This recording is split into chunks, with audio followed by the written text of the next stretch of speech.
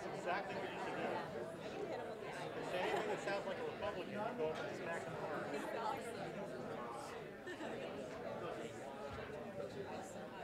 Ladies and gentlemen.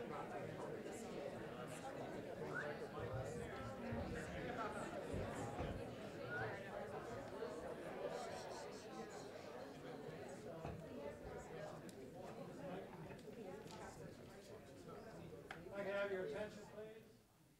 First, I'd like you all to turn off your cell phones. Second, I would like to welcome you to George Mason University. This is our second and what I think will become a tradition of running debates. We had the lieutenant gubernatorial debate. Tonight is a debate amongst the Democratic candidates. And when it's elected in the primary in the fall, we hope to have a debate between the Republican selected candidate and who's ever selected amongst the candidates competing tonight. Before we do that, however, you can't hear me. No. No mic. Okay, can I have some more help with the mic, please?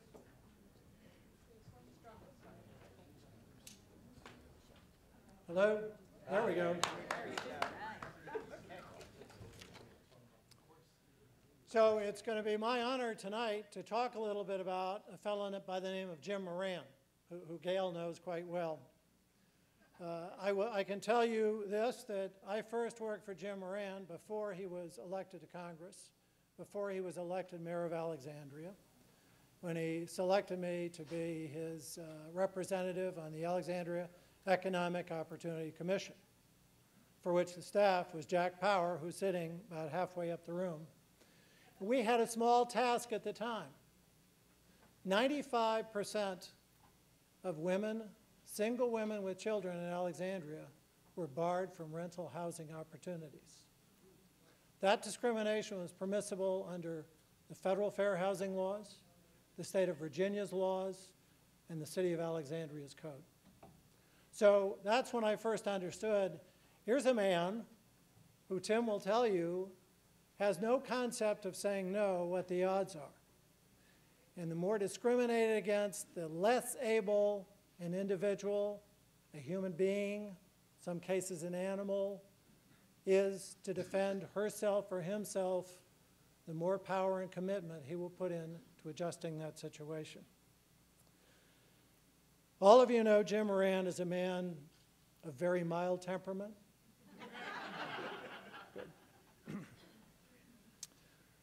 And you know that if it's a Palestinian trying to cross the border to get to his or her job in downtown Jerusalem, and he's hassled, there's a fellow standing behind me who will be willing to put his dukes up to make sure there's justice rendered.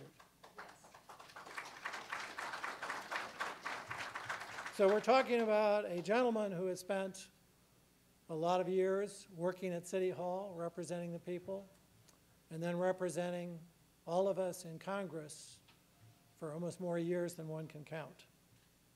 So I have a certificate for him. I'll read it to you. It's a certificate of incredulity.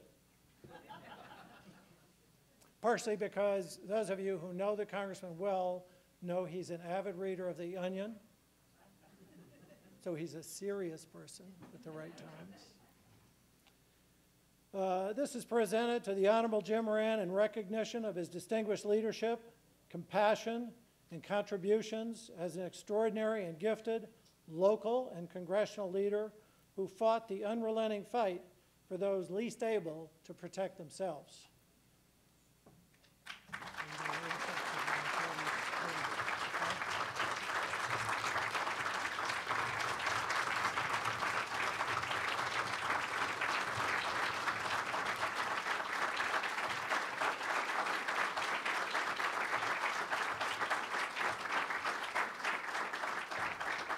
You're going to get another chance to do this. We're going to show a short video to try and recapture this extraordinary career he's taken, and then the congressman will make some brief remarks. Thank you again for all of you for coming tonight.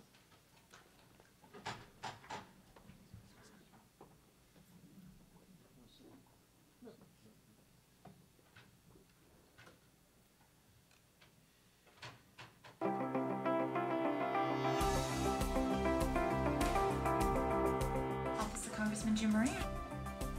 You need to be able to be voting your conscience. You need to feel, well, this is who I am.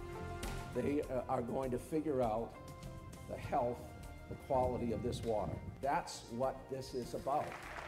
The first 2 times that I tried to speak in public, I fainted. They had to carry me off the stage. I never could have imagined that I'd ever be in politics, let alone mayor of this great city, and then, of course, serving in Congress for 20 years. I mean, it's a dream come true, and I love it. Issues that divide people and cause conflict around the world. I came down here in Washington. I saw that things were not as I had been taught. There was a lot of injustice in the world.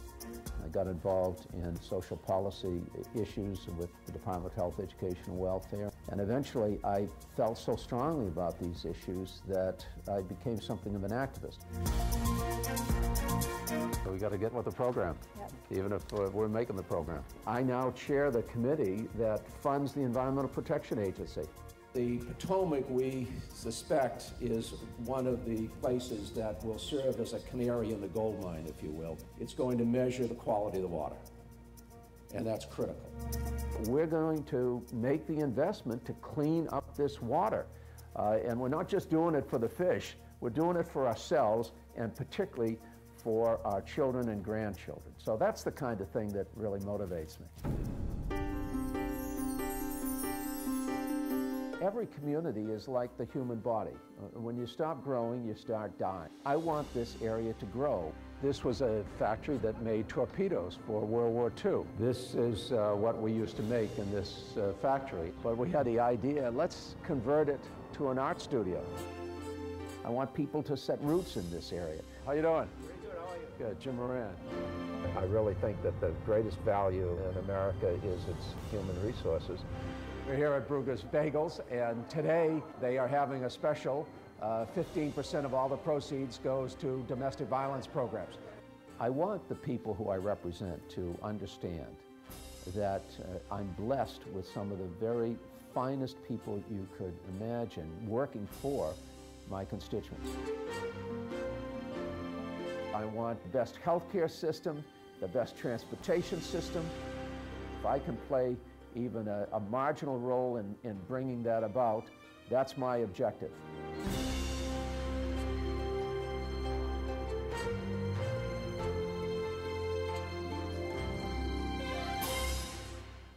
All's good in the neighborhood.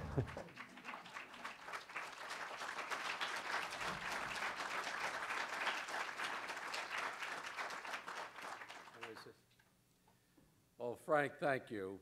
I want to thank my staff for apparently putting that together.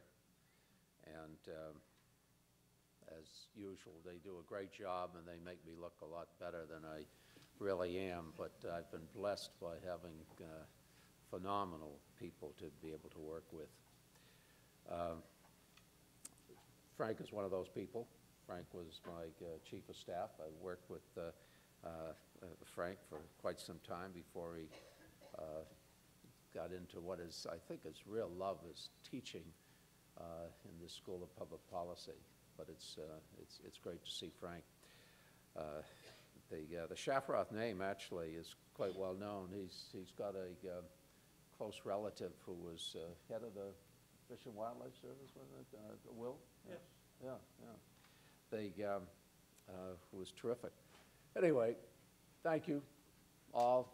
I know you came here to listen to the candidates, and they're all fine people, and whoever is elected is going to serve this district well, as well they should. It's a diverse district. There are even some conservatives. Not everybody is as progressive as the liberal ladies of Arlington that I happen to be looking at right now. But it's a great district, and it's kind of a microcosm of this country. Although I do think, and statistics bear it out, that tends to be more politically involved, engaged, more activist, and I think it's fair to say more enlightened than many other districts in the country, and that's a good thing. I guess if I know it's a grind right now for all of them, having to be everywhere and trying to please as many people as possible, trying to assess who's going to vote for you, who may contribute whatever when you walk into a room or when you get on the phone. And it's tough. You have to really want it. But it's worth it. I certainly have found that it's worth it. There's no, as far as I'm concerned, no greater job in the country than being able to make a difference on policy. Obviously, it can get frustrating, and it's particularly frustrating right now. But the range of issues, you know, I'm looking at Tim Aiken for about 20-something years now. We've worked on trying to get recognition for the 8 Indian tribes of Virginia. Nobody knows hardly anybody knows they're there. But that's because during the Byrd era, their birth records were deliberately destroyed, just purely out of racism. And so now they don't have what they deserve and really are entitled to. They have deeds, but of course, given by King George. And Chief Justice John Marshall said, yeah, these are valid, but the Commonwealth of Virginia isn't going to enforce them. So they're living in you know, pretty destitute conditions. None of them are constituents, but it's something that has really motivated us for some time. One of the things that I'm proudest of is a health clinic over in Anacostia, and I'm sure every day I know it to be packed with women and children. They don't have any OBGYNs or pediatricians over there, but it's, and I'm sure when they see that plaque, they don't know who James Moran is, but it's something that I feel very good about because we got an arrangement with Children's Hospital to have doctors, pediatricians, the best pediatricians in the country go over there, spend about half a day a week, providing the highest quality medical care possible. We put a $10 million earmark in year after year. How could you ever do that in any other kind of job? You really can't. When my daughter came down with a massive malignant brain tumor, and her mom and I came up with a conclusion that it was undoubtedly environmental, and one of the possible causes is that some people are more susceptible to things in the water, chemicals and so on, and we started studying endocrine disruptors, but I never could have done anything about it, and yet now through the Interior Appropriations Committee, we've been able to put money in every year to raise the issue and to try to understand it. We're all 75% Potomac River water, and yet the most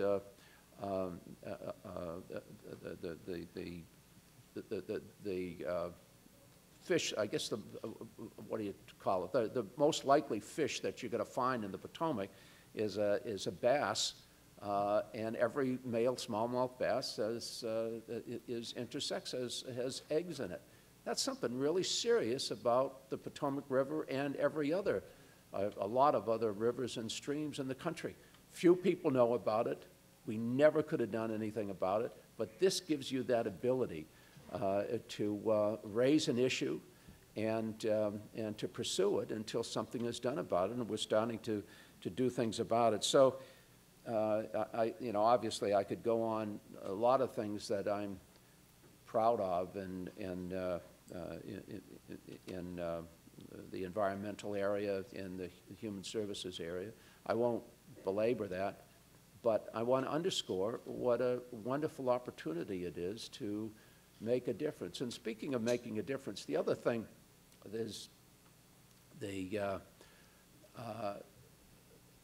that you have the ability to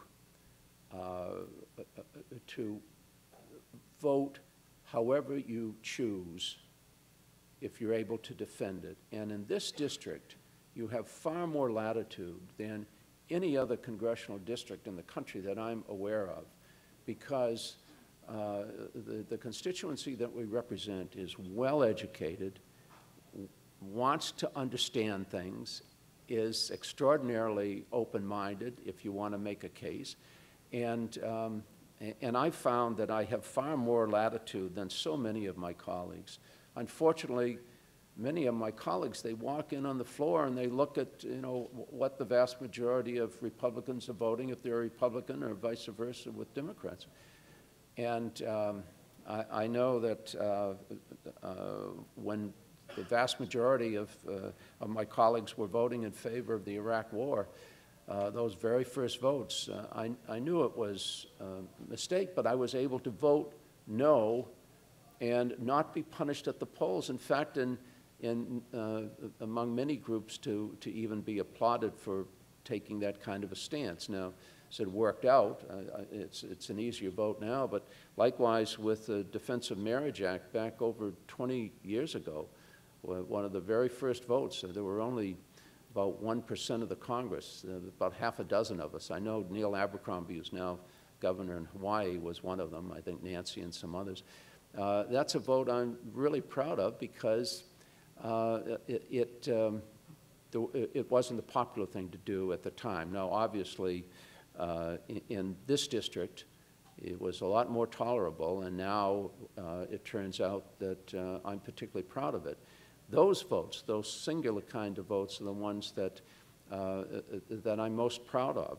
And even when we at Fiscal Cliff Deal back in 2013, when it accepted the Congress and the President accepted 87.5% of the Bush tax cuts, none of which had ever been paid for.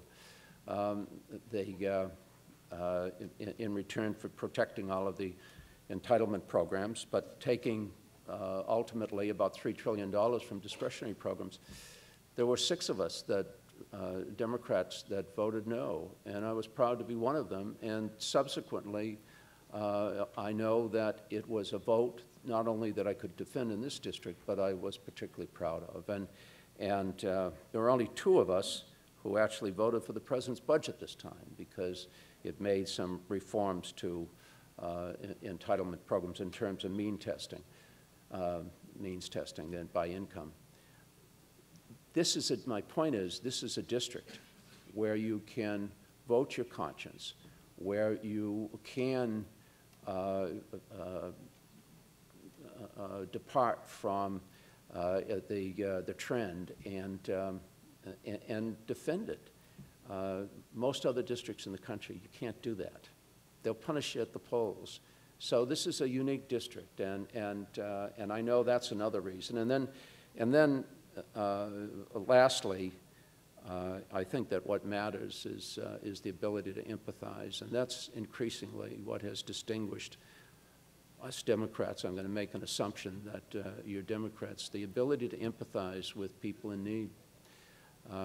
You know, I'll never forget the day that my father, who was supporting a family of 9 on a relatively meager income, he was a salesman at the time, and he had done a particularly good job because the owner of the company had passed away, so in a tribute to him. And he thought he was going to get a promotion, and we talked about it. He was going to get a company car and so on.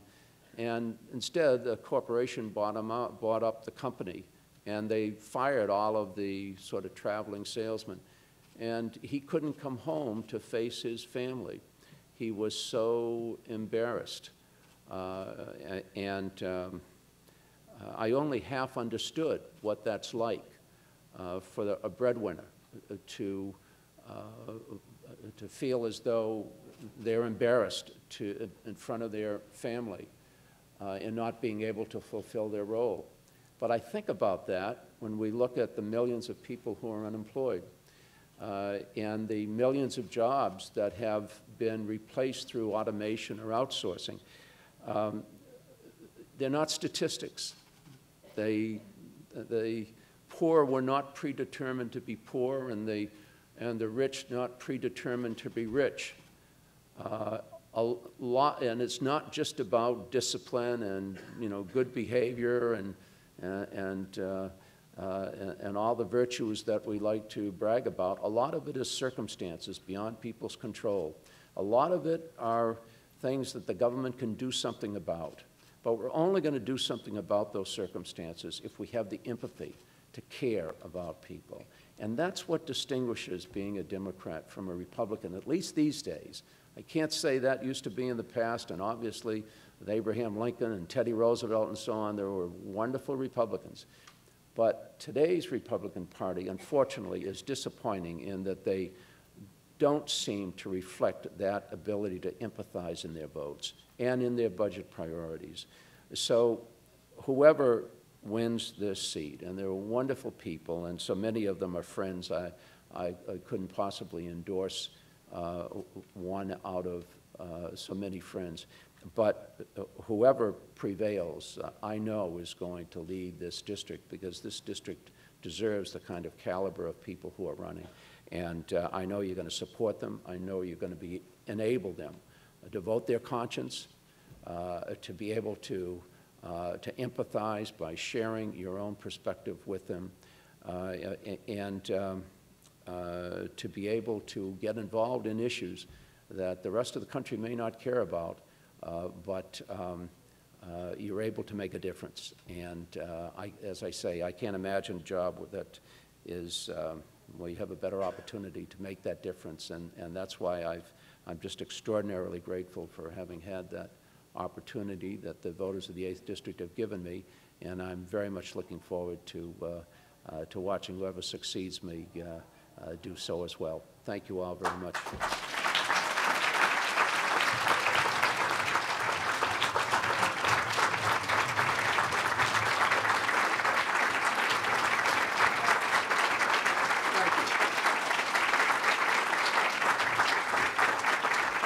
Thank you.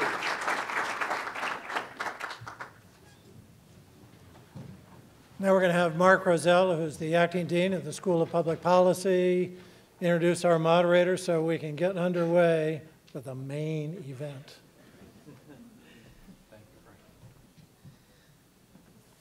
Good evening, everybody. Thank you for coming. I'm Mark Rosella, Dean of the School of Public Policy, and we enjoy having these types of community events as we've done in the past and will continue in the future. Thank you, Jim Moran, for your service. Yes, delighted that you are here, and we look forward to seeing you at Convocation fairly soon, too. So thank you for all you do for George Mason University as well. Jim also teaches in the Department of Public and International Affairs, and if I can just make one quick plug, because we have this welcome here from the School of Public Policy and the State and Local Government Leadership Center. Frank, we're going to be working together as colleagues in the new School of Policy, Government, and International Affairs as the School of Public Policy evolves and becomes a larger policy school where we will merge with the Department of Public and International Affairs and be able to do many more such events as this one this evening. Public service is a very noble calling. I am very grateful for your participation here tonight and for the candidates this evening who have stepped forward to do what we consider so important, and that is to promote good policy in the region, in the nation, and in the world. It is my pleasure now to introduce Julie Carey. She is the Northern Virginia Bureau Chief for NBC4, and she has covered every Virginia election since 1993. Julie?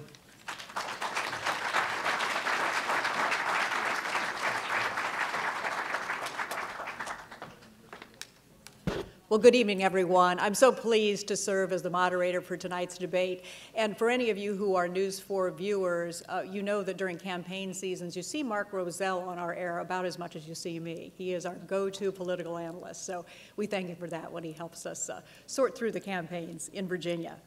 Before we bring the candidates in, a few words about the setup for this evening. Earlier this evening, all the candidates randomly drew a number, and that number then determined the order of seating here on the stage and the order in which they will answer tonight's questions.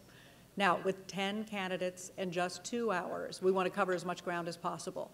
So I'm going to ask you to please try to confine your applause to 2 times, when the candidates enter the room in a moment, and then at the end after their closing statements. So with that, will the candidates please come into the room and be seated?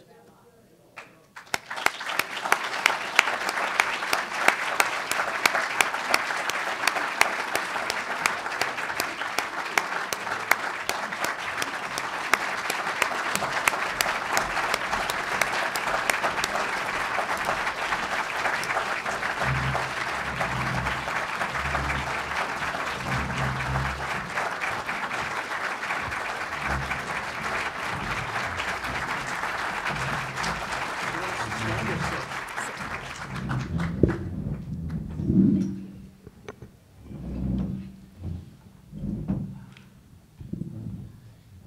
welcome, first of all, to all the candidates. Glad to see you all here.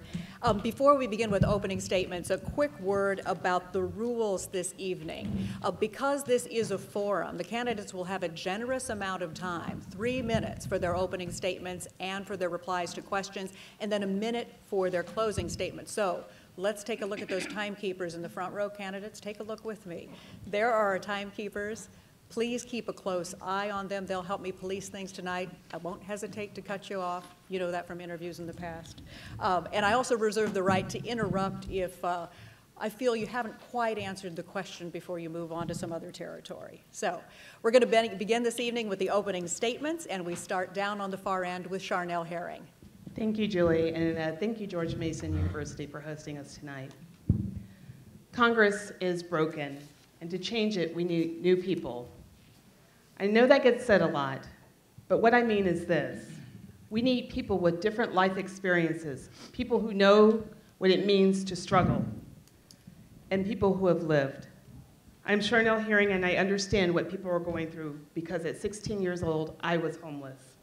That experience has taught me vigilance, grit, and determination. But most of all, it has taught me to help those who are struggling. I am here today because someone helped me. It was a college program called STEP that got me to George Mason University. It was Pell Grants that helped me finance my education. It was Stafford loans that helped me finance my education at law school while I worked 2 jobs. My life experience informs my approach to policy and my ability to fight Tea Party extremists. I've been a member of the Virginia General Assembly for 5 years. Living in a shelter prepared me to do what I need to do, and that is to be organized for the future. I have what it takes to be an effective Congresswoman. My record in the Virginia General Assembly demonstrates this. I formed the Reproductive Health Care Caucus and took on Bob McDonnell with his transvaginal ultrasound bill. I've been recognized for my work protecting women's rights, and especially by NARAL Virginia with the Aggie Wolf Defender of Choice Award. I've worked to improve our education system with important programs like pre-K. As a legislator, I fought to protect voting rights and successfully passed legislation just this year to make absentee voting easier. I have fought for workers' rights and authored successful legislation to reform the bail bond industry that was plagued by predatory lending. I have been recognized by the NAACP for my work in civil rights. I have a commitment that we make sure that we have clean air to breathe and clean water to drink. Look, the reality for our region is this. There is great promise and opportunity. Since the age of 11, I have watched the area grow and prosper, but there are still too many who are struggling. I'm running for Congress because I want to help Virginians who are struggling, because not too long ago, I was struggling. Those Virginians need a seat at a table. They need a voice. In Congress, I will be that voice. Thank you so much. Mark Levine, your opening statement. My name is Mark Levine. I'm known as the Aggressive Progressive.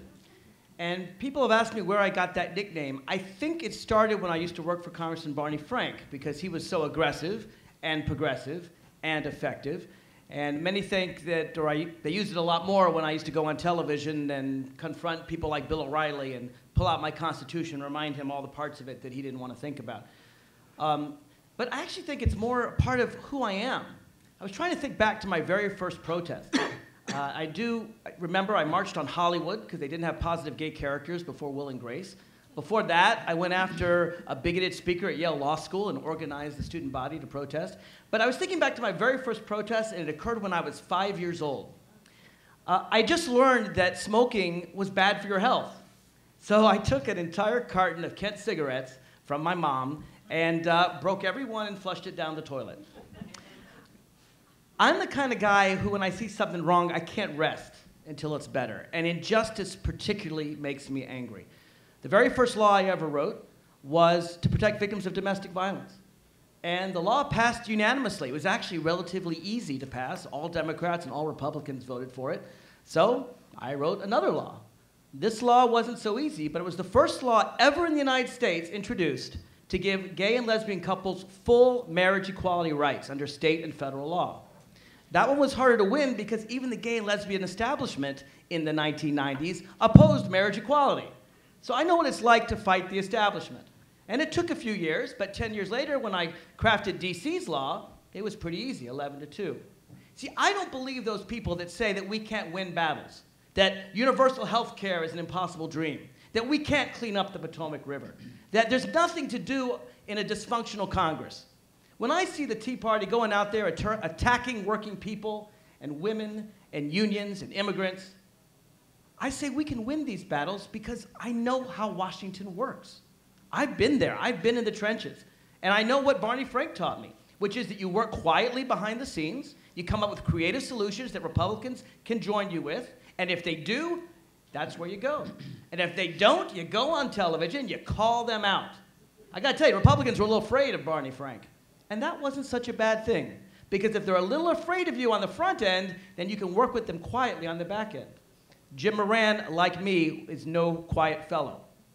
So I believe in being aggressive and progressive. I also believe in creative solutions. Check out my education plan, the way we can use the federal government to negotiate down college loans, and not just student loans, but the cost of college in general. We can come up with these creative solutions if we don't ever say it's not possible. Dare to dream, vote Mark Levine. Thank you.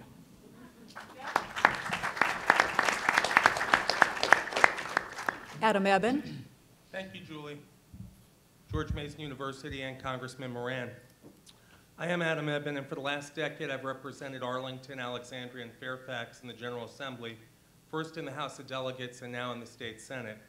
Tonight you'll hear a lot of progressive slogans. We've heard from the aggressive progressive, we'll hear from a proven principled progressive, and we'll hear from a progressive warrior. But if it makes it easier for you to remember, just call me a liberal. I want to touch on what sets me apart, though, from the other candidates on the stage. For over a decade, I've been in the legislature, and I've gotten results. In 2012, I wrote and passed legislation to expand Medicaid for immigrant mothers in Virginia. In Congress, I'll fight to ensure that every American has access to affordable health care, and I'll stand up for Obamacare. I've stood up against Tea Party Republicans like Ken Cuccinelli and their ultrasound bill. I even introduced a bill to rein in his powers as Attorney General. Send me to Congress and I'll stand up to anyone who tries to put government between a woman and her doctor. In the wake of the Sandy Hook Elementary School shooting, I went to a gun show in Fairfax and found out how easy it was to purchase guns and high-capacity magazines. It was startling and frightening. A dealer told me that he would sell me a gun without a background check because I, quote, didn't look like a bank robber. And buying a high-capacity magazine was as easy as buying a pack of chewing gum. After that, I wrote legislation to require background checks for all gun purchases. I introduced legislation to keep guns out of the hands of those who are judged mentally incapacitated. Now, I'd say that we've come a long way in a lot of areas, but for me, one that I remember is in 1992. I managed the first serious campaign for an openly gay candidate in Virginia. In every news story, he was labeled the openly gay candidate. Then when I ran for office 11 years ago, I wasn't Adam Eben. I was reduced to being just the only openly gay candidate for General Assembly. But now this isn't the case. While I would like to think that my work alone is responsible for not typecasting me anymore, I know that it is really a tribute to you and how far and fast Virginia, in particular Northern Virginia, has advanced. Again, my name is Adam Eben. I'm not running to be just your congressman. I'm running to be your effective member of Congress.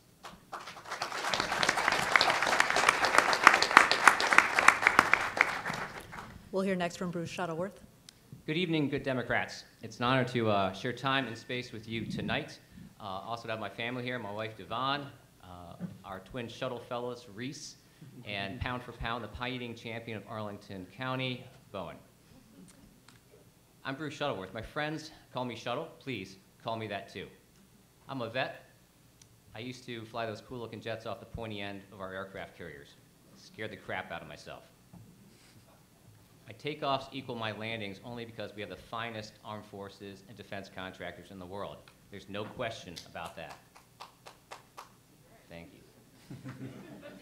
But I have other questions, hard ones, and they're best asked by somebody that can't be called soft on defense.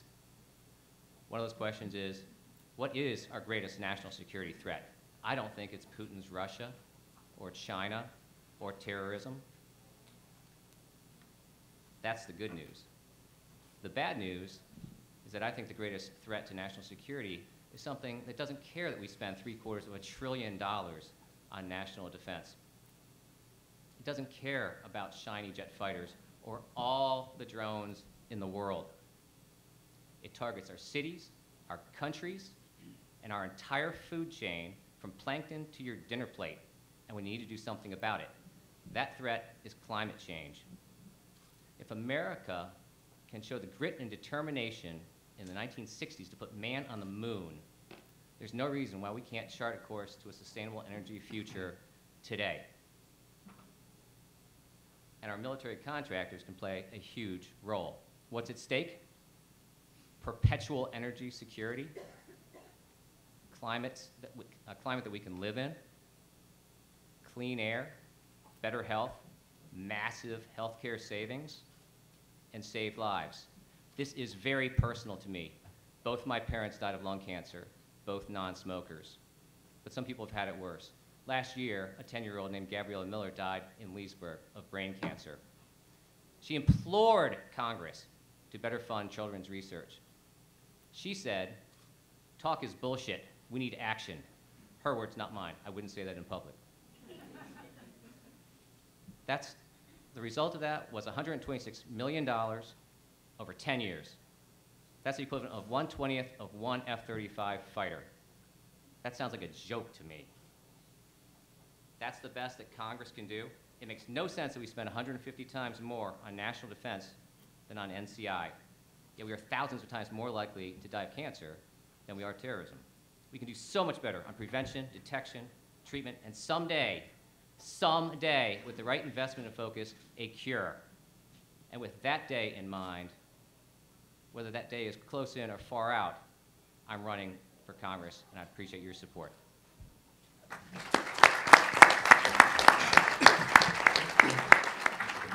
Satish Korpe. Hello, I'm Satish Korpe. I'm running for Congress because I think it's time we bring the power back to the people. I'm not a career politician. I'm an entrepreneur, and I'm used to getting things done. In business, we can't shut the doors because we do not agree. And want to take this same pragmatic approach to Washington to get Congress moving. Let me tell you my story. I was born in India into a progressive, politically active family. I left behind a comfortable life and moved to the US in pursuit of independence and higher education. I earned my master's degree in engineering from George Washington University. I started from scratch and built my own business. I'm a job creator. I would like to see more young people out there to start a new business and create jobs. I have lived in Fairfax County for 25 years with my wife, Sheila. For the last 8 years, I've been a member of the Virginia Safety and Health Codes Board, where I was elected chair in Richmond. I prioritize worker safety. I have participated in governors' trade delegations promoting the exportation of US goods and services to other countries, and I prioritize the trade with other countries. I have also served on 3 advisory committees of the Fairfax County School Board, where I learned about how this education process is moving in our neighborhood. I worked in the Democratic Party as a fundraiser, grassroots worker, knocking the countless doors to get our Democratic leaders elected.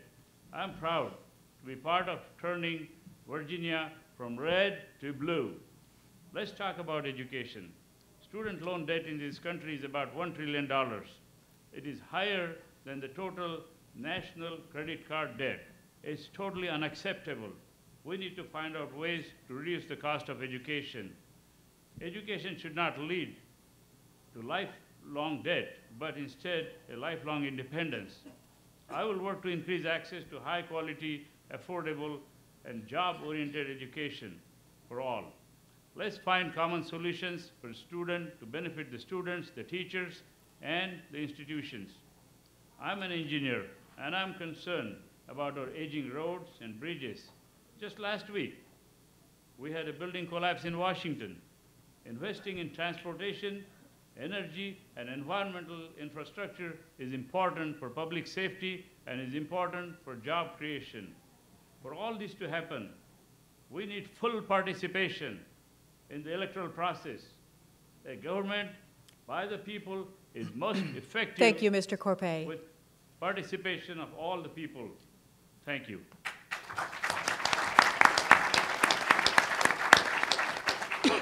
We'll hear next from Laverne Chatman.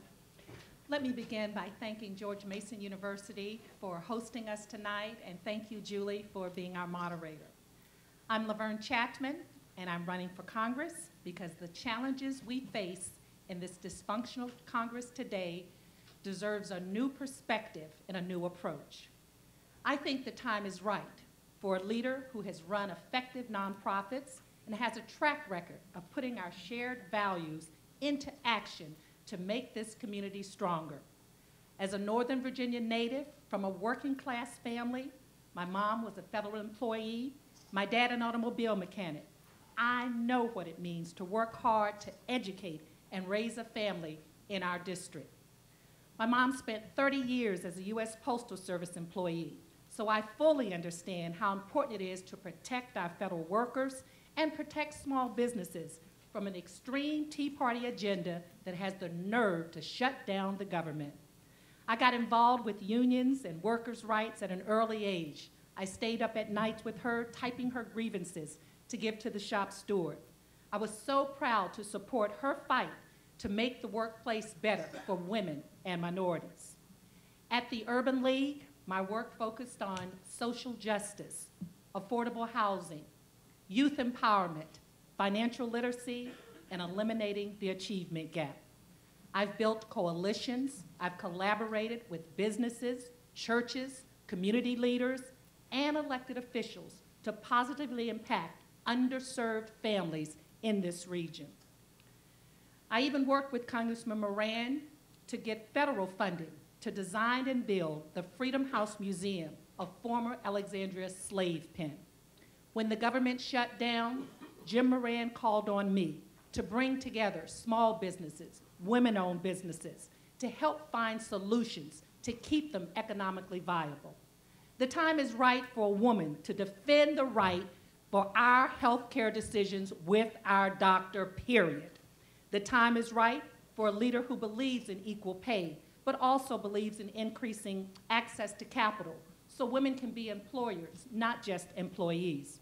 The time is right for leadership that will engage the will of the people for common sense solutions like background checks to reduce gun violence, like raising the minimum wage so workers can make a decent living.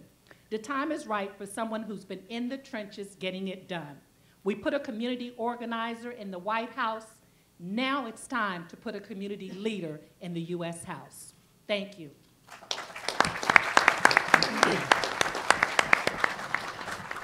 Don Beyer, your opening statement. Thank you, Julie. Growing up, I was taught that we're each put on earth to build something larger than ourselves and to serve others. That's why you're here tonight, and that's why I'm honored to be a candidate for the U.S. Congress. We face significant challenges today. 16 million American children live in poverty.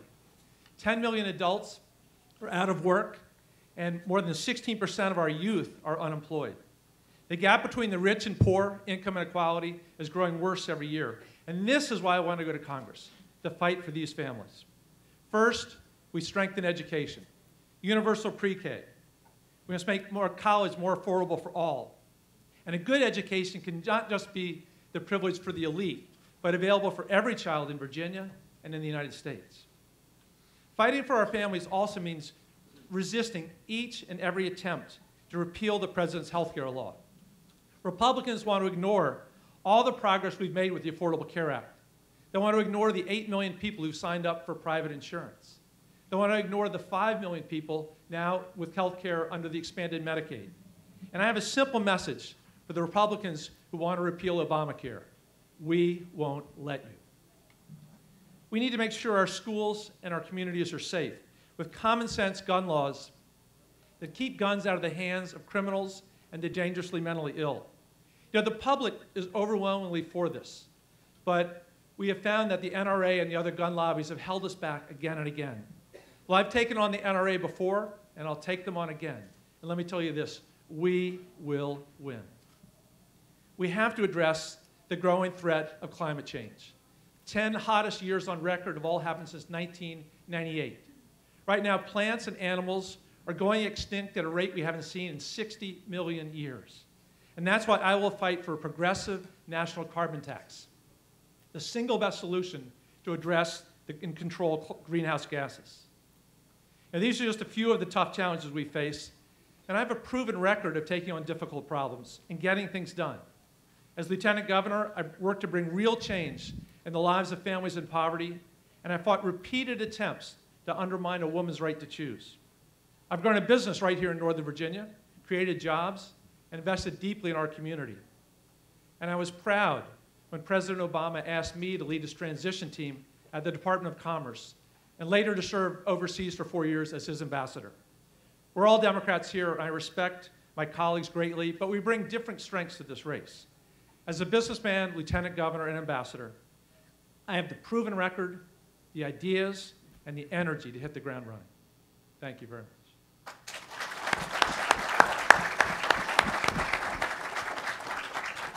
Patrick Hope. Thank you all very much for coming here tonight. Julie, thank you for agreeing to moderate. Welcome to George Mason University. I was proud to support bringing this wonderful campus here into Arlington County. And again, I want to thank you all for being here. My name is Patrick Hope. I represent part of Arlington, this part of Arlington in the Virginia General Assembly, and been a delegate for the last 5 years. My wife, Krista, and I moved to Arlington in 2000. We have 3 little girls. Emma is 8 years old in 2nd grade, and Patty and Lily are 5 years old in kindergarten. Since being in the legislature, I founded and chair the Virginia Progressive Caucus, mainly because I believe government should stand up for people that are most vulnerable among us. And I've always championed those kinds of causes. You know, I'm a Hubert Humphrey Democrat, and his quote where he said that the role of government is to take care of those in the dawn of life, our children, those in the twilight of life, our seniors, and those in the shadows of life, the sick, the needy, and the handicapped. The 8th District, where we're fighting to represent, is one of the wealthiest in the country. But there are so many people out there that are hurting. There are families out there that are looking at their son or daughter wondering whether or not they can wait just a little longer before they have to buy a new pair of shoes, or wondering if they're sick enough to take their child to the doctor. That's their reality. You know, what we need, and why I want to run for Congress, is we need a new economy here in this country. We need to start taxing millionaires and billionaires and to pay their fair share, and to take that revenue and start investing in America, start investing in education, investing in our crumbling roads and bridges, and investing in transit. We've got the Silver Line that's about to get online very soon. But I think our next project, our next transit project in this region ought to be extending the Yellow Line out the Route 1 corridor. And I'm going to fight to do that. The other thing is minimum wage. There is no reason that for the wealthiest country on this planet that someone who works 40 hours a day is still in poverty. Let's pledge today that we raise the minimum wage, and I'm going to fight to do that. So thank you all for being here. I look forward to your questions. Thank you.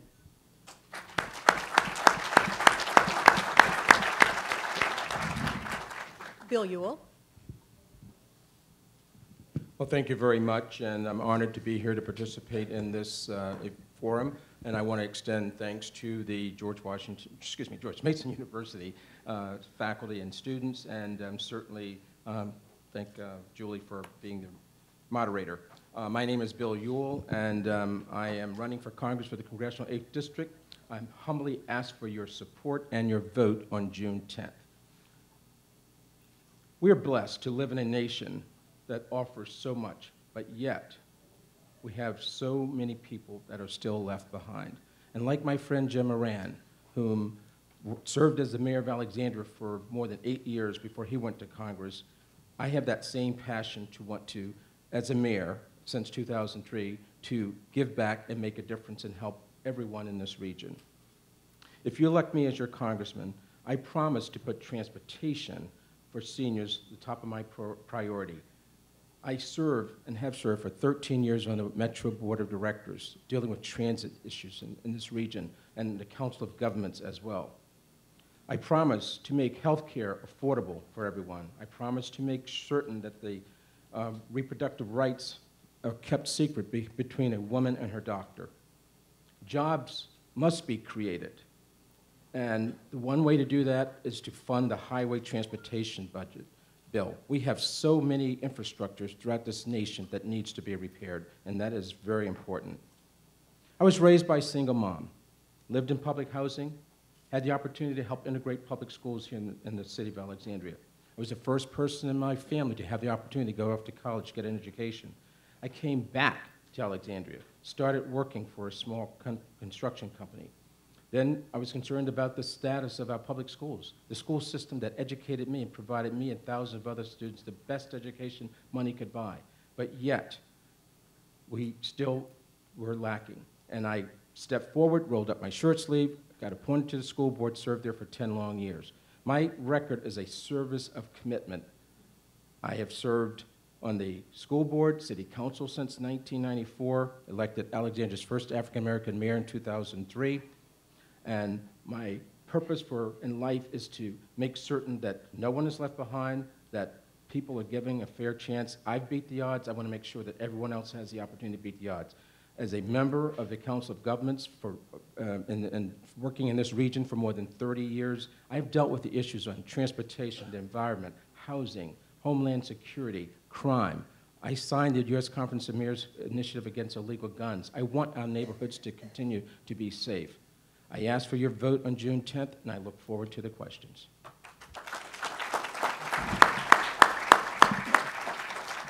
Derek Hyra, your opening statement. Hi, everybody. Again, my name is Derek Hyra, and I just want to thank George Mason University for hosting this event.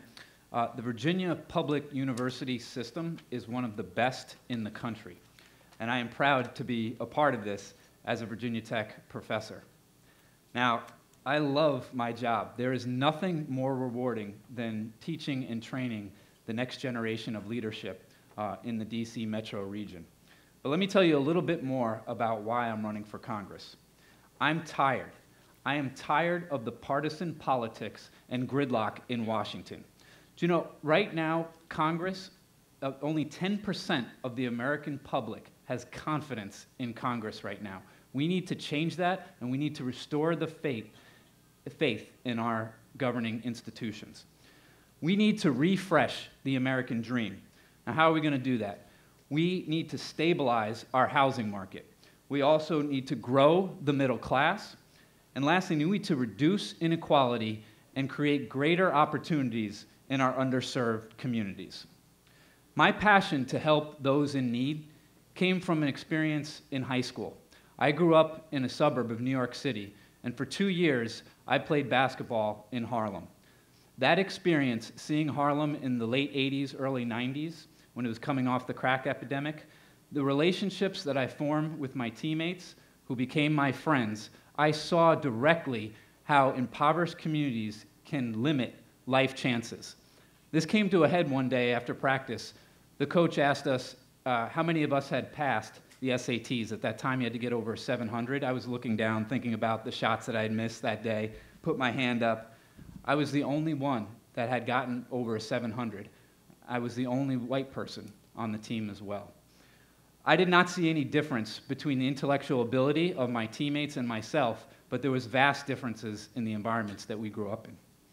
So I've studied Harlem, I've studied Bronzeville on the south side of Chicago, and I've studied Shaw in Washington, D.C. We need to bring equitable development to these areas and create better opportunities. I have put this scholarly knowledge to practice. I've worked at the Treasury Department. I've worked on the Department of Housing and Urban Development. I've also worked locally on the Alexandria Housing Authority, and I now serve on the Planning Commission. The idea is to basically take concentrated poverty and replace it with mixed income communities that can provide greater opportunities for low and moderate income people. So let's put someone in Congress with a fresh perspective and somebody who will help restore faith in our government as a productive partner in our lives. Thank you.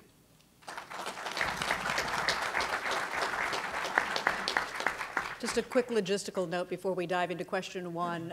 It's difficult with 10 candidates. This question will be starting in the middle of the table with Mr. Corpe working its way this way, so it'll go 5 and loop back around. So don't wait on me to call on you when a candidate is finished. Jump right in. If you have any doubt about it, look my way and I'll help you out with a nod. Our first question, candidates, this evening. If elected, please tell us what your single most important domestic policy issue or initiative would be and why. And since the current House composition means that Republican support would be needed for passage, how would you cultivate that and make sure your initiative doesn't get mired in gridlock?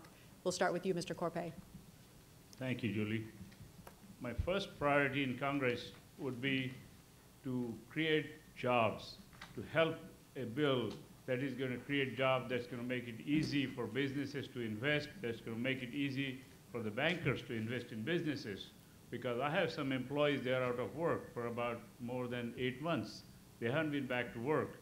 There are some, they quit looking for work. And I think it's a pretty dire situation. And the government alone cannot create jobs. It's the businesses will create, but the government has to create an environment where the investors can put money into the businesses. That would be my first priority. To reach out to the other side would be to have conversations with the Republicans and find out why they say something that I do not agree with. And once I find that out, it will be easier for them to understand why I think the way I think and get them on the table to deal with situations, create compromises, get the bills passed. That's the way I will deal with it. Thank you. The first issue that I would take on, I'd want to take what I would consider is low-hanging fruit so we can get something done. That would be equal pay for equal work for women. Women are getting about 77 cents on the dollar to men for equal work. That's white women. African American women, it's about 59 cents on the dollar. That doesn't make sense. The amount of women who are breadwinners, the amount of women who are head of household, the amount of women in this district that we have, that should be something that should be so important to all of us. A living wage, not just minimum wage, but a living wage is what we should be pushing in this area. The way I would do it, number one, when I walk into Congress, I'm automatically a member of the Congressional Black Caucus. That gives me a national network to reach out to get cooperation. I come from a background of the Urban League. There are 100 urban leagues across the country advocating policy, lobbying our legislators for urban issues, just like in this 8th district. So I would come in with the will of the people.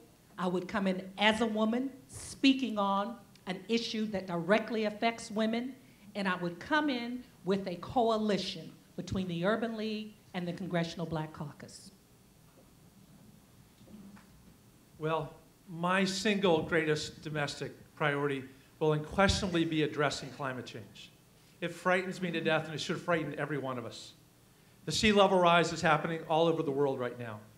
The Antarctic ice and the ice in Greenland is melting 3 times faster than just the 1990s.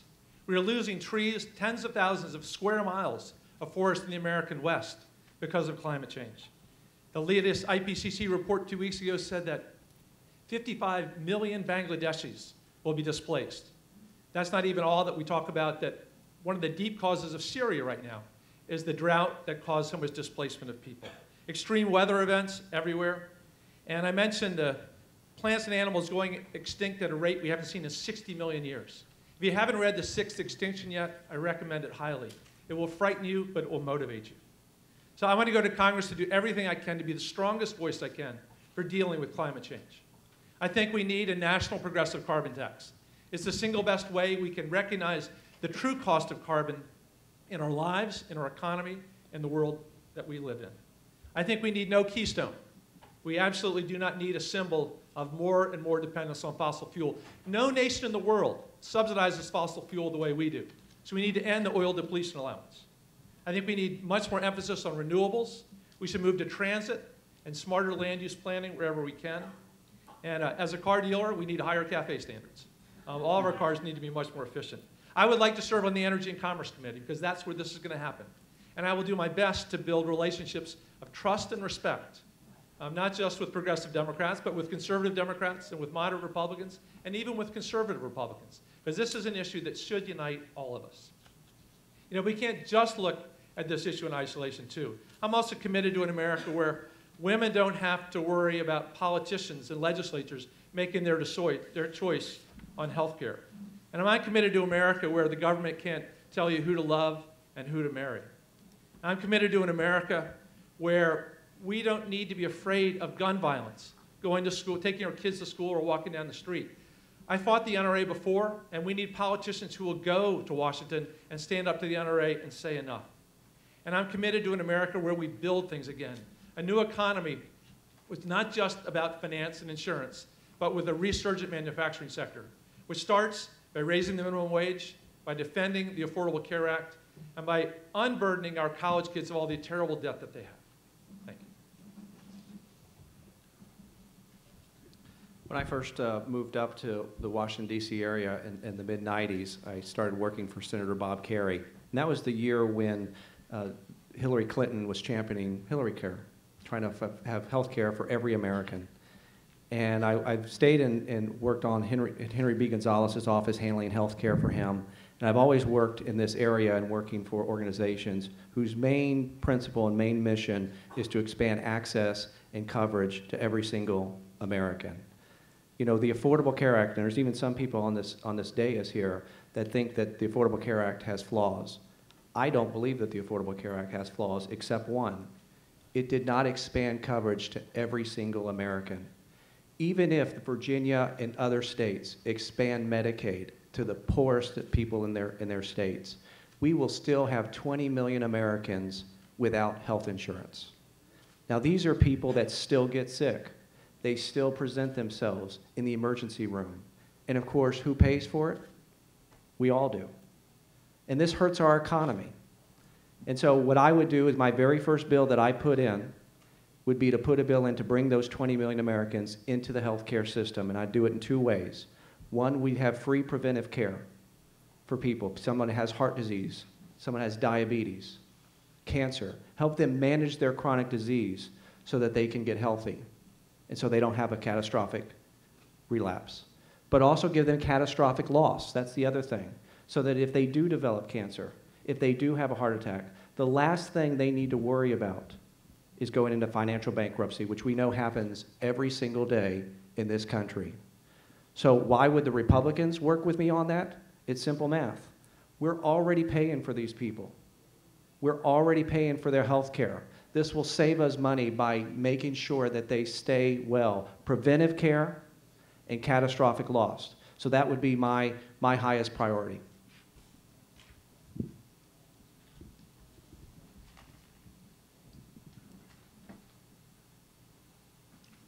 As I have already said, I was raised by a single mom. She was a secretary, and she didn't earn a lot of money. And as a result, she had to struggle to take care of a family of three, and I assisted by doing odd jobs myself. Car wash, delivering the newspapers, working in a restaurant. But I had the opportunity to go off to college, get that education, and with that, and while I was in college, I had an opportunity to become a leader. Actually, my freshman year, I served as president. I was one of 30 minorities in a school of 1,100. No one knew me, but I ran for office. President, freshman class, won. Sophomore class president. President of student government my junior year. And came back home with Alexandria for my degree in accounting. I started working for a small construction company. Had the opportunity, 16 years later, to go out on my own, start my own business, creating jobs. So my main issue that I want to work on in my first days in Congress is to create jobs. And that's important because that's going to help get this economy back where it needs to be. And as a result of doing that, I want to make sure that everyone has a chance to succeed.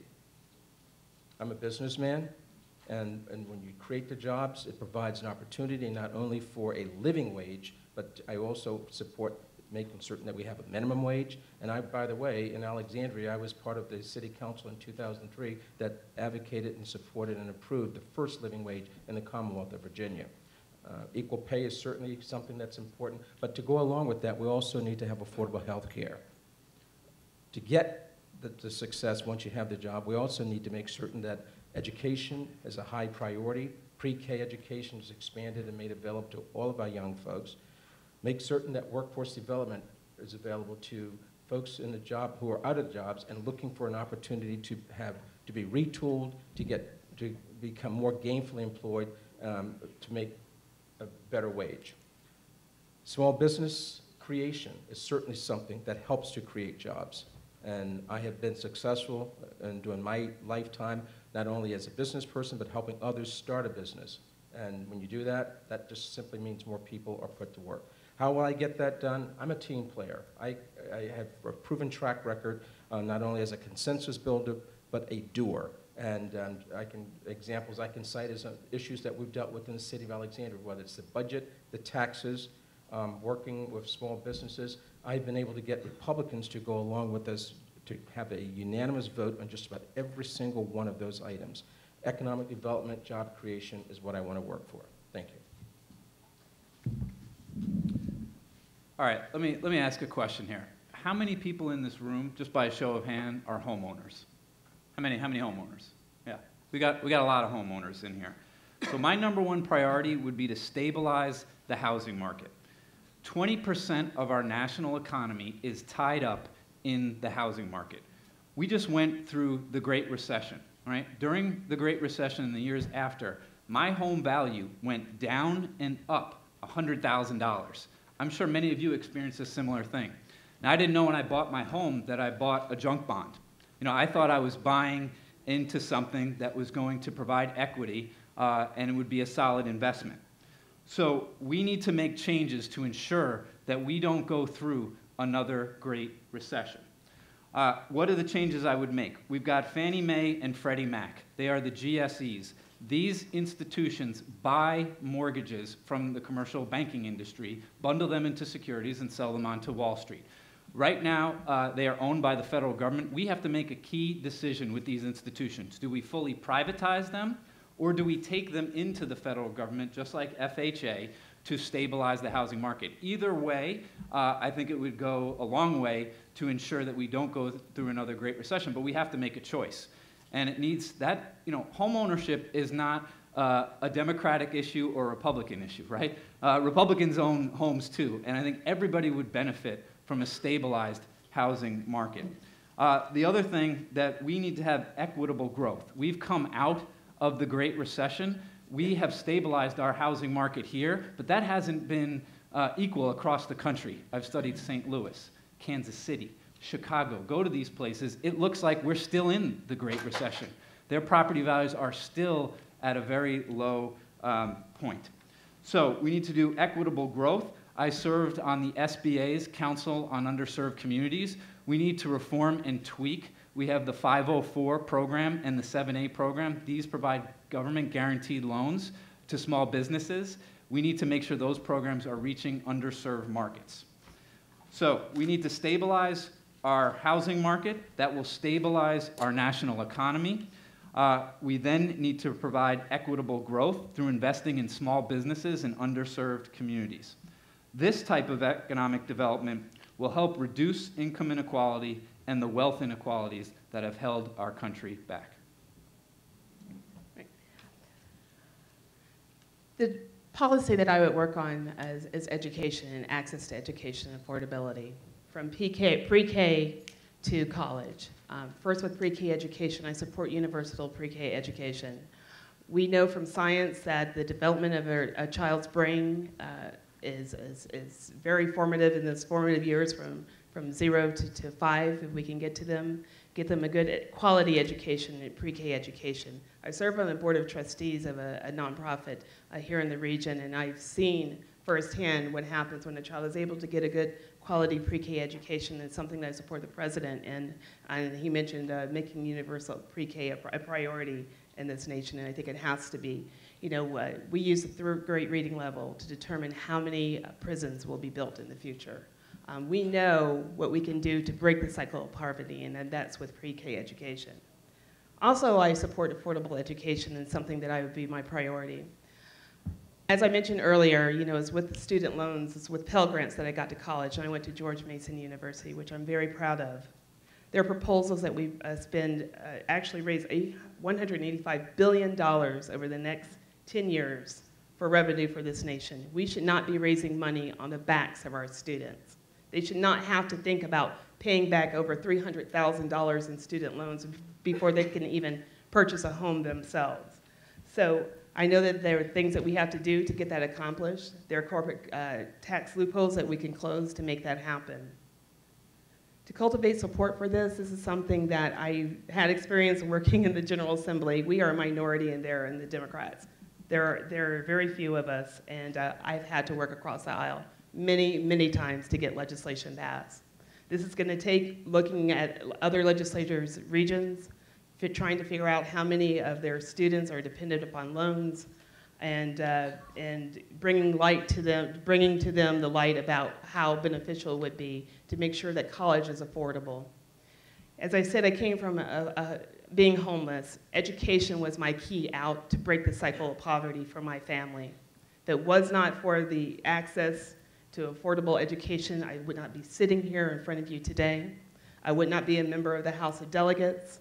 I would not have been the state party chair. I would not have been the first woman to be the Democratic whip in the General Assembly in that legislature's history.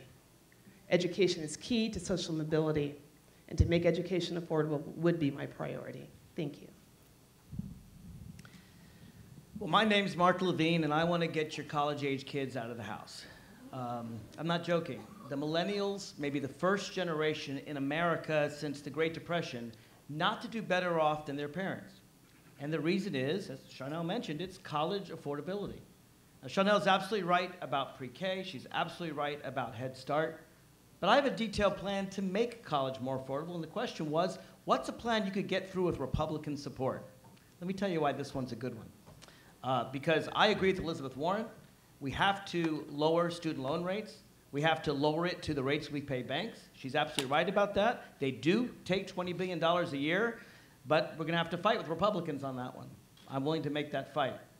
But I have a plan that actually costs nothing, and that's why I think Republicans will support it, that I think can lower college costs 1/3. And all it is using the power of the federal government to negotiate down student loans. See, right now, we give about 25% of all of our education aid to for-profit universities, like Phoenix, these Mickey Mouse degrees. They can exist. I won't ban them, but I don't want to subsidize them either, because only 10% of students go to them, and 50% of students default on their debt there. So I would take all that money away and put it in the pool to 4-year and 2-year nonprofit institutions. But their costs are going through the roof, too. In the last 30 years, the last generation, college costs have gone up 6 times. Inflation has doubled. Do your math. That means college costs, the real cost of college, has tripled over the last 30 years. And the reason is, when you look at those Pell Grants and those Stafford loans, they're so important, they look at what a kid can pay, and they look at what the college charges, and the more the college charges, guess what? The more money they get from the federal government. I would entirely reverse that. I would say to the colleges, we're going to give you the money if you lower your costs and sign a deal to keep it at the rate of inflation. And I'd make the states sign on too. And the colleges that want to keep jacking up their rates, they're going to lose their federal money. And I don't think they want to do that, because they get a lot of money from the federal government, almost a third in some cases. Now we have a battle among colleges. Who can keep rates lower? And that's the kind of battle I want to see. My model, by the way, and I know it's a creative solution, my model is the Canadian healthcare system, because they use their power to negotiate down drug costs. It's the reason why their drugs cost 1/3 of what our drugs do under Medicare. And the way I get Republican support, I go to the Congressional Budget Office, and I'm used to this. This is what I did working for Barney Frank, and I get a nice fat zero as the cost. All it is about reallocating money that we already spent. And then I take it to the Republicans and I say, we can make college half the cost, and it costs us nothing. You want to work with me quietly on it and co-endorse it? We'll get it passed. If not, I go on national TV and I call them out and get your kids out of the house. Thanks. The single most important domestic policy issue is climate change and aggressively addressing it. And why? Because our world and the health of this planet demands it, and your health does too. How I would address it, besides a carbon tax and aggressive funding for alternative energy, we need more research and development, particularly for the storage of solar energy. Whoever can invent the effective technology for the storage of solar energy will be the next Bill Gates. You know, Congress doesn't always recognize this, or doesn't recognize this. The Navy does when they raise the piers by 11 feet in Norfolk. I've worked on this. I've made sure that new state buildings are green with Governor Tim Kaine. I've worked to repeal the hybrid tax. But what's more important than just me telling you what I've done is for me to tell you how I've done it. I believe in approaching unlikely allies. And that's how Senator Tim Kaine has had some success in his freshman term. I believe in approaching agricultural Republicans who may be more conservative. I believe approaching people from coastal districts who demand it. I believe approaching people from districts in need of jobs where green technology and green jobs will make a difference. I'll tell you, additionally, I think that raising the minimum wage and income inequality are very important as well. But all of us on the stage are going to support the same issues, I think. But what's important is our approach. And I'll tell you just briefly about my approach to an issue of human trafficking in Virginia. What I've done is I've sought out not just liberals, but conservatives. And I had a bill signing with Governor Tim Kaine. Actually, it was Bob McDonnell, believe it or not. I had a bill signing with Bob McDonnell, and I had over one shoulder the head of the National Organization for Women, and over the other shoulder, the head of the Family Foundation. And I was willing to work with both of them to get done what we needed to get done. And that's what you do. These bills may not have my name on it, but the approach will hopefully lead to their passage. Thank you. Let me tell you about my mother, if I could. It was my 9/11, and it was 9/11 of 2002. I went into work a little bit concerned, not knowing what was going to happen. I got a call from my father saying that your mom had a bad CAT scan, and it looks like she only has 6 months to live from lung cancer. I talked to her on the phone. First thing she said was, my grandbabies will never remember me, and she was probably right. The second thing she said was, Bruce, she didn't call me Shuttle, I'm never going to be more healthy than I am right now, so I'm going to take this vacation, this last vacation with your father to Sicily. And I was very naive at the time, and I thought, no, don't do that. We're going to save you. We're going to get you into Johns Hopkins. We're going to do all kinds of new experimental therapy. But I'm glad she decided to go. So I crafted her a one-pager in Italian with the help of a friend so she could get a thorough centesis done. I hope you don't know what that is. It's when they put a needle into your chest cavity and withdraw the pleural fluid. She thinks this is going to be the worst day of her life in Sicily. She gets there, shows them the sheet of paper, and they go, oh, we can do this. 5 minutes later, she's with a doctor. The doctor says, oh, yeah, we can do this. 5 minutes later, she's in a surgical room, and they're withdrawing this fluid from around her lung. 20 minutes later, the doctor says, you're free to go. My mom says, well, okay, who do I pay? She's been conditioned by 68 years of the United States healthcare system at this point in time. He says, you don't have to pay anybody. She says, but you don't understand, I'm not Sicilian. I said, man, we know you're not Sicilian, and you're still free to go. And we had this profound discussion about this before she died. She preferred the healthcare she got in Sicily to the healthcare she got in the marble floors, huge banks of sunlit, grand piano-laced Johns Hopkins. Friends, we are in the middle of a triangular treatment trap in America, where on one side, we have our fee-for-service doctors who are incented, to some degree, to overtreat, and that's dangerous. And on the other side, we have our insurance companies who are incented, to some degree, to undertreat, and that's pathetic. And at the top, we have our hospital administrators who are just making up Robert Baronesque prices to line their pockets. It is an awful situation that we're in here. We're not investing enough in our health care. We've seen the progress that can be made. Breast cancer if you were diagnosed with, in 1945, you'd have just a 25% chance of living 10 years. Now, you have a 75% chance, and that's not good enough. But look at the progress we've made with HPV and ovarian cancer. Think about Jonah Salk in 1955. That's the kind of shock and awe I'm talking about. And putting smart people on this with the right kind of investment and focus can make all the difference and save so many innocent lives. That's the #1 problem in America today, our crazy bad public health. Our second question, we'll start here with Derek Hyra and move it down the table. So, as everyone here knows, the 8th Congressional District is home not only to the Pentagon, DARPA, and other critical defense, intelligence, and State Department facilities. Arguably, there is no congressional district in this nation more important to America's protection and national security.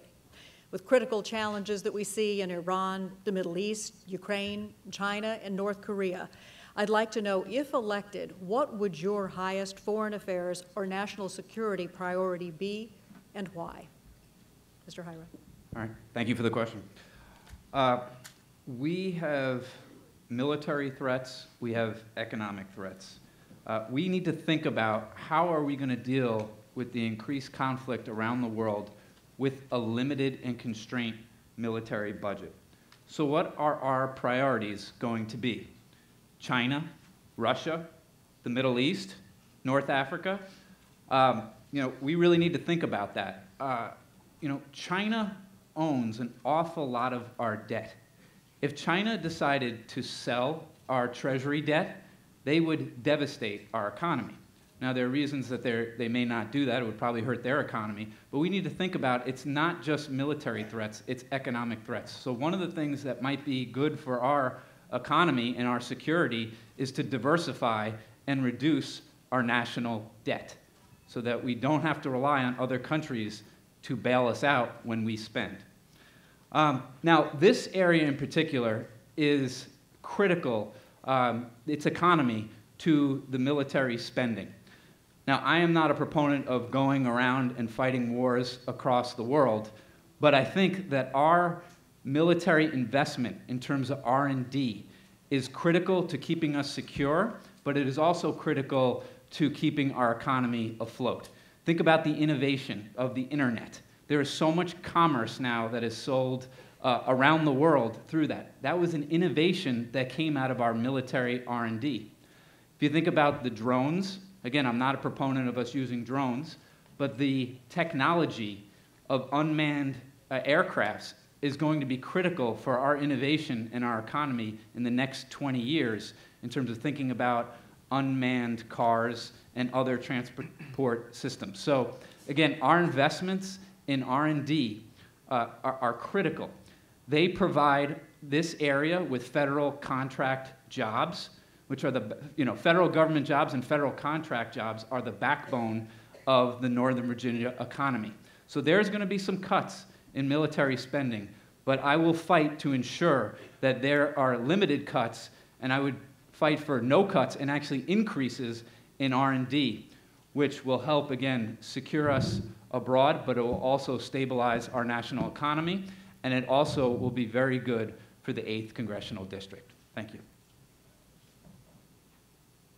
Well, when I talked about my college experience and having served in leadership positions, freshman class, sophomore class, junior year, president, student government, I said all that simply because that provided me with the skill set to be a leader, a natural-born leader. And that's what I've been doing for all of my career, my personal life, business life, and political life, as a leader. And so, fortunately for me, I've had the opportunity to do a lot of international traveling over my lifetime. In the last few months, I've traveled to Taiwan, to Germany, to Turkey. As a mayor, I've had visitors from all over the world when they come to Washington and meetings at either at Capitol Hill or the White House through programs like at George Mason University, Georgetown, George Washington. They ask to come in and meet with me because they want to know about how we function as a government. They want to know about how we deal with budgets, the environment, infrastructure. So what I'm saying in essence is that I am a leader who's dedicated and committed to making certain that peace is throughout this world all the time. I will never put our troops in combat. I will never vote to support a war because I think it's the wrong thing to be doing. We need to make certain that the only time we use our troops to fight would be in the defense of our own borders. I believe in diplomacy. I believe in talking. I believe in negotiating. I also believe that what we do in terms of providing and outreach and services, expanded programs to countries around the world that are challenging, that we go in there working through nonprofit organizations, NGOs and others to provide economic development, training, education, trade. Those things are important to do, and I will continue to advocate for that. I'm a building contractor. My work has always been with the federal government for more than 34 years, and so I rely on the Department of Defense to help not only me to create the jobs, but to help pay the bills. So I certainly would not want to see a cut in defense funding. I'd like to see those funds redirected to do R&D and some other things that are important, but also want to make sure that our military, both those active duty and those veterans, are taken care of. Their pensions should not be at risk. We should always make sure that we provide the training, the housing, the education for the military.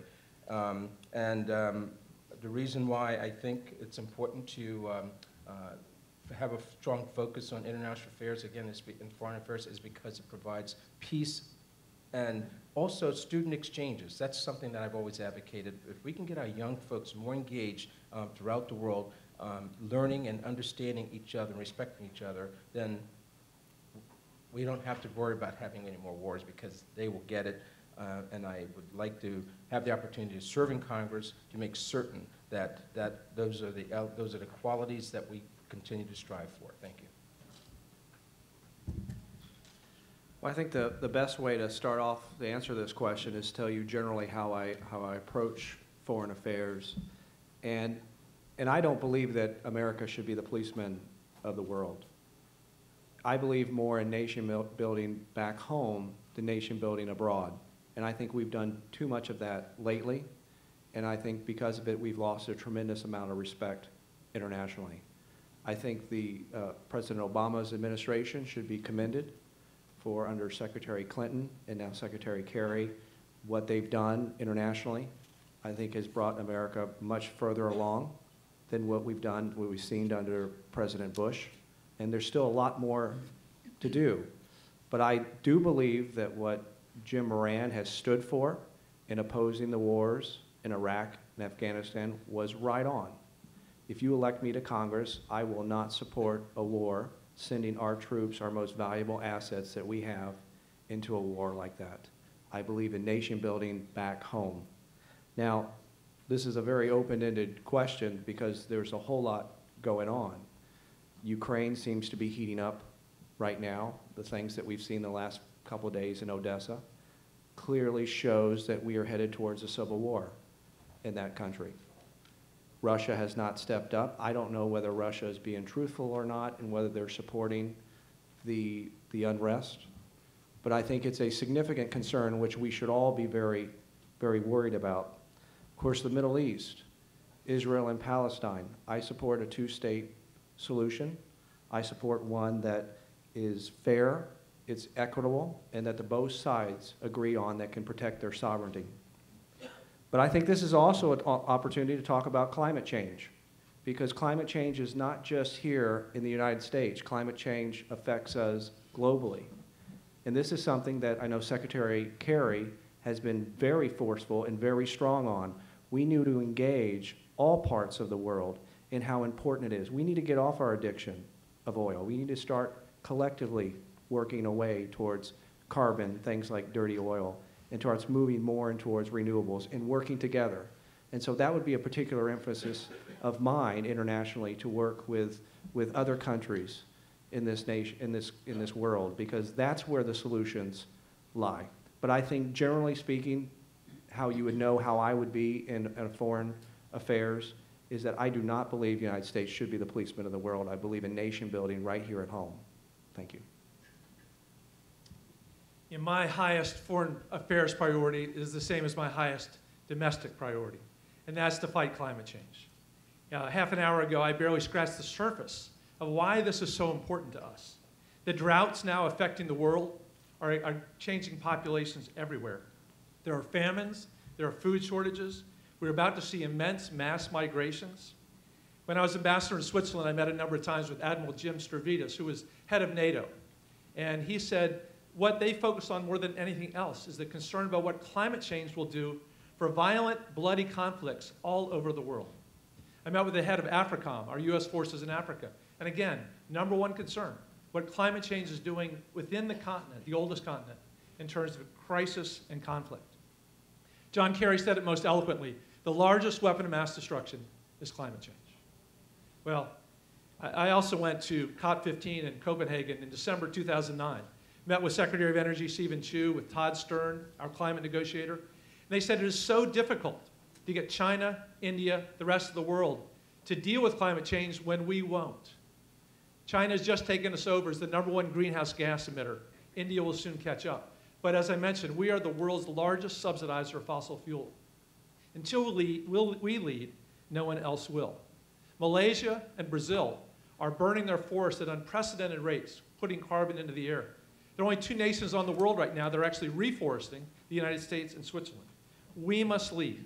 And what China and India say is, hey, look, you guys got rich burning fossil fuel at an unprecedented rate. Until we lead, no one else is going to follow. But America still has a vital role to play elsewhere in the world. We need a foreign policy that renounces preemptive military strikes and promises never to go to war again to protect our oil interests.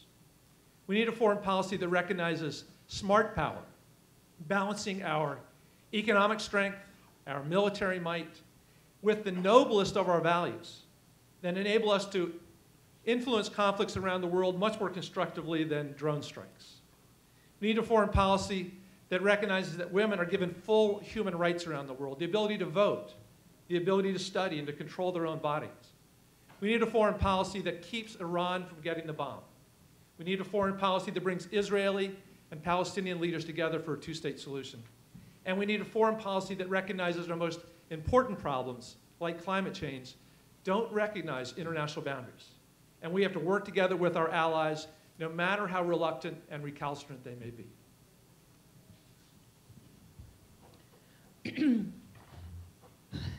In Congress, the first things around foreign policy that I'd be working on, one is a moral issue around human trafficking. We must take the lead and make sure that there's sanctions against countries like Iran, like Thailand, who are profiting in human trafficking. I'm so glad to see that here in the 8th District that sororities, fraternities, churches are now having seminars, information to talk about human trafficking. So that's a moral issue that we must take on internationally. Our dependency on foreign oil is what we must get a hold on. We are supplying money to terrorist groups by being so dependent on foreign oil, and until we can find innovative ways to have more energy, solar power, really spend the money in research and development there, we will be in trouble. But the single issue that I don't think people are talking about and that we must start looking at very seriously internationally is being open to cyber attacks. We look at what happened domestically with credit cards, with people locally being able to break in and get all of that information. We look at the amount of information that we put out about ourselves on Facebook, Twitter. So we have really opened ourselves up. We talk about China holding our debt, the amount of information that other countries have on us, the areas that we need to be giving these young people a way to learn, just like they're born doing all this on the computers. That's where innovation has to come in. That's where information has to go out. That's the borders that we need to tighten up. Because if someone could come into our system and break in and get the kind of information or tear down New York or major cities, we'd be in great, great trouble. Our financial districts would be in trouble. Our local areas would be in trouble. So I think we have to start talking about how open are we to, how vulnerable are we to cyber attacks? And it has to be some international policy around it. We need to get information out to our schools. We need universities to be working on it. I think there's a part that we all can play to coming up with some of the answers around it. Ma'am, could you please repeat the question? As we said at the beginning, there is probably no congressional district more critical to America's protection and national security, with the critical challenges we see abroad in places like Iran, the Middle East, the Ukraine, China, and North Korea. If elected, what would your highest foreign affairs or national security priority be, and why? Well, national security or international security are really tied together. And first of all, we need to address the hot button issues, the areas which are going to affect us immediately, such as Ukraine, Israel-Palestine issue, Syria, and many others. If there is peace outside, there will be peace here. We need to move away from the war-based economy into the peace-based economy, and to try to develop trades with other countries. As far as security is concerned, a lot of these have been addressed: the cyber security, the military security, the terrorist security, and I think we need to develop new technologies. We need to assess our laws in Congress. We need to review them about what are we really protecting, who are we protecting. Are we impeding because we don't have any laws in place for protecting against the modern technology? That needs to be assessed, and that needs to be redone. The military, we already spoke about it, that in this district, we have one of the largest base. Maybe there is a relocation from other bases. So Fort Belvoir has been a big military base that provides jobs. And that doesn't provide jobs to military, but also to civilian economy. And the FBI and whoever else is here, they have been very useful for the district. So we need to make sure that we develop some transportation infrastructure to commute back and forth. We need to build more housing for those jobs that are being relocated under Barack at the Fort Belvoir. And that will be my first priority, to make sure that we create a welcoming environment to the people who are moving into Fort Belvoir. As far as the security threats, they will be coming in all directions. As soon as we think that we have taken care of something, we saw someone like Snowden divulging all the security information to the world, and these are the things that are domestic security threats to our country. And we need to develop new laws to protect ourselves against the domestic threats to the security. Now, as far as the district, I'm going back again, that we can encourage more and more IT, information technology companies to come here and do research to prevent more cyber attacks and how to prevent them. And these are some of the issues that I will be addressing. Thank you. I think we need to walk more softly and carry a more manageable stick. I was a former fighter pilot, and I've literally been at the tip of the American spear over foreign battlefields. I've had the 10,000-foot view. I know what it looks like, and it isn't often pretty. How this normally happens for America is we go into, say, Iraq or Afghanistan with the best of intentions, and everything's good when we're giving out soccer balls and candy. But then the IEDs start going off, or the snipers start taking their shots. And we get back into our armored vehicles. We're scared of them. They're scared of us. We need to realize that there are very real limits to American hard power. Even with a discretionary budget of 57% for armed forces, which I don't think is very discreet, these are limits that we bump up against every time we try to do something we shouldn't be trying to do. I'm very much a veteran for peace. There's not many Democrats that look like me that can't be called soft on defense. And I want to be a very passionate voice for doing the right thing on this. There's been studies by West Point talking about the biggest correlation to terrorism is political dictatorships. I think America needs to set a much better example. We shouldn't be funding dictators. Sometimes democracy isn't pretty. We're going to need to have restraint and patience and realize that we need to support the people. As the world's leader in democracy, we need to support the people. We don't side with the apex of society, we side with the base of society. We need to be patient. We need to show restraint. We need to be America and lead with more patience on this front. Clearly, there's a correlation with oil dependency and a lot of countries that wish us very ill. We need to make sure that we see climate change as something that we address as a national security issue. As Don said, this is a weapon of mass destruction. We need to get on this. We need to set the kind of example that the rest of the world is going to follow, and it won't be easy. But this is the kind of leadership that America needs to provide, and we need to show greater restraint. As a Naval Academy, West Point, former fighter pilot, I can talk about these things. And I think I can make great change in Congress by talking about how hard it is to go into a foreign country and to create the kind of change. We need to overinvest, I think, in our Peace Corps. We need to overinvest in our State Department. That kind of shock and awe and soft power can be fully realized and make America the greatest country on earth when it comes to foreign policy like this. Thank you. Among my highest foreign affairs priorities would be comprehensive immigration reform right here in this country, which affects our entire world. Immigrants are a source of talent and opportunity for this nation, and it's time we deal with the reality of the number of immigrants who are here. It's what we have now is a classic example of Congress failing to do its job. We need to stop deportations until Congress does that job and passes a bill.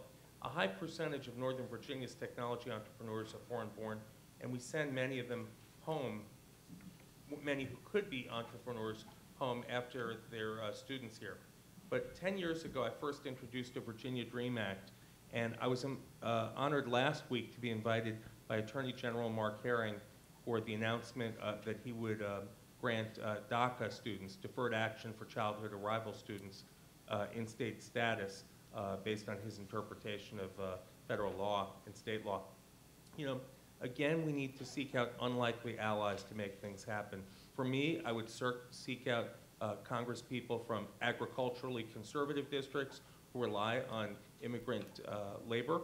I would seek out business-oriented members from conservative districts who rely on immigrants for their businesses, and I would seek out people who represent industrial districts as well. Among the other foreign policy priorities that I want to mention is our defense budget.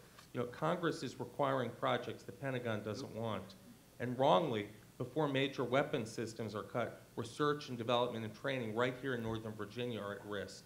And that's something that the member of Congress from the 8th District needs to look out for. We're, with sequestration and other changes to the military, it's a real risk to Northern Virginia's job market.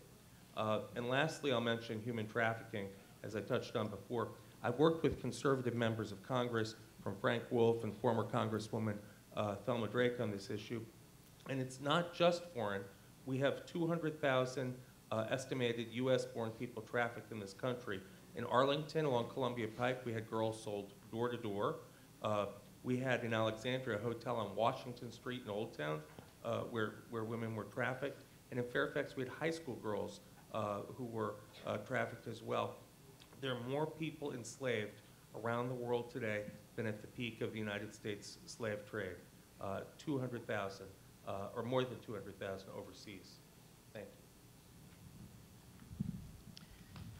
I agree with Adam on immigration and human trafficking. I also agree strongly with the others that want to take very strong measures to combat climate change.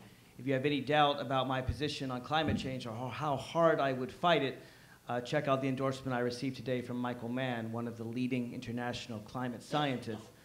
He liked my very aggressive plan to combat climate change and global warming.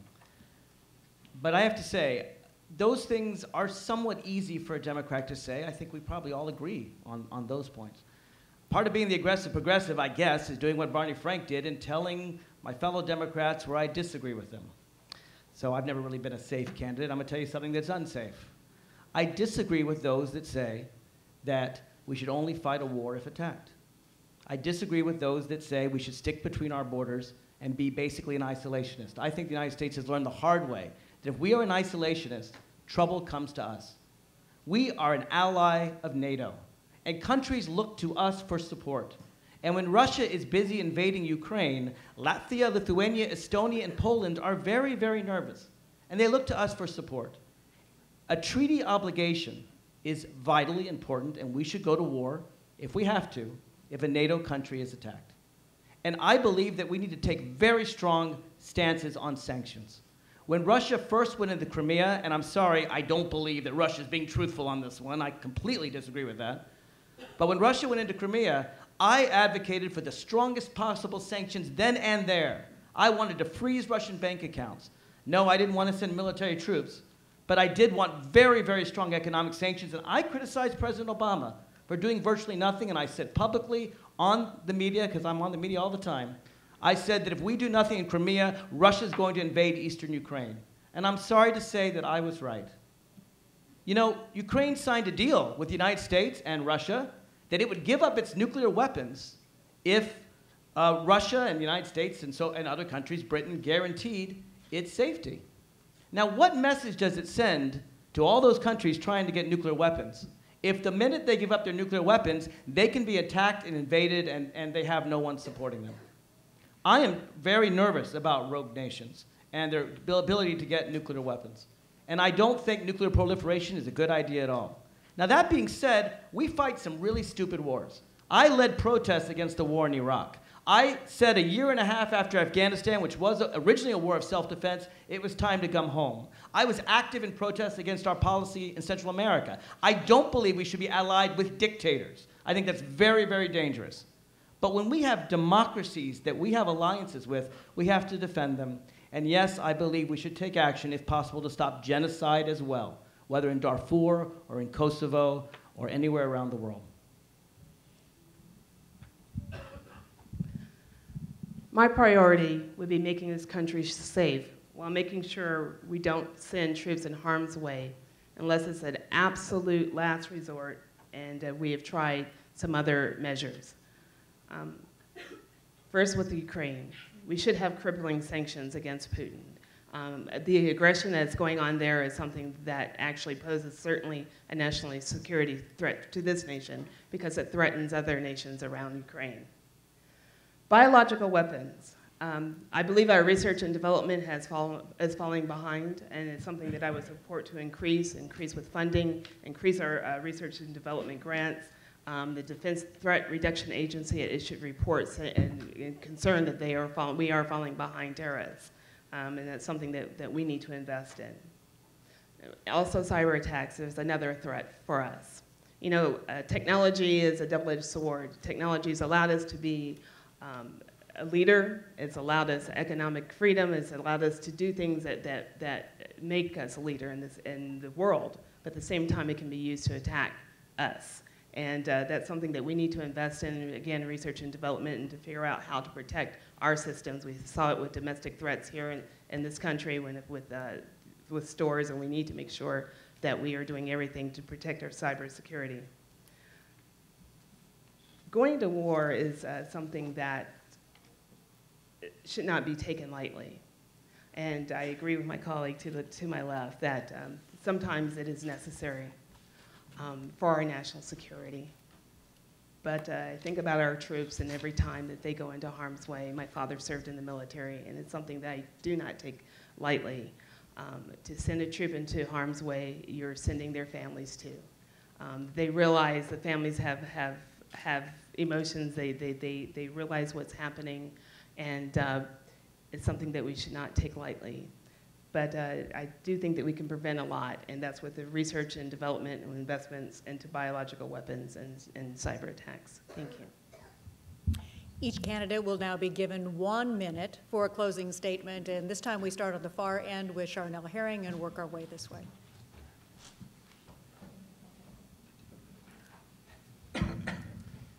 Julie, again, I want to thank you, and I want to thank George Mason University for hosting us tonight.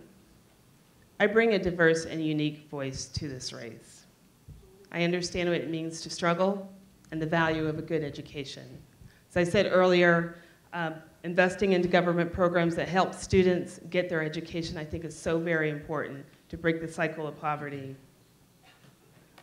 In this race, you have a choice, and I also want to take the time to thank all of the people up here for running and for stepping out, because that's a big thing for all of us to do.